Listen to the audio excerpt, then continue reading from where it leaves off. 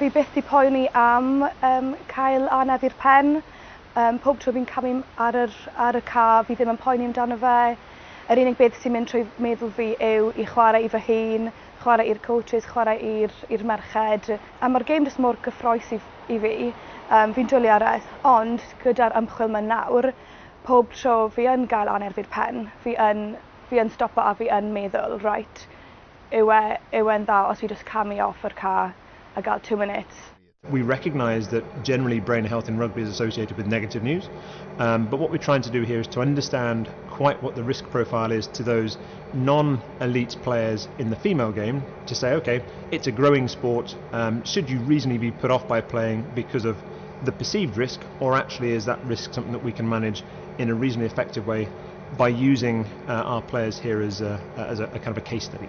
Gobeithio os byddai'n cael plant yn y dyfodol, dy'r ymchwil yma, gobeithio bydde rhyw fath o security blanket i ni, i fentro mewn i'r sport, really.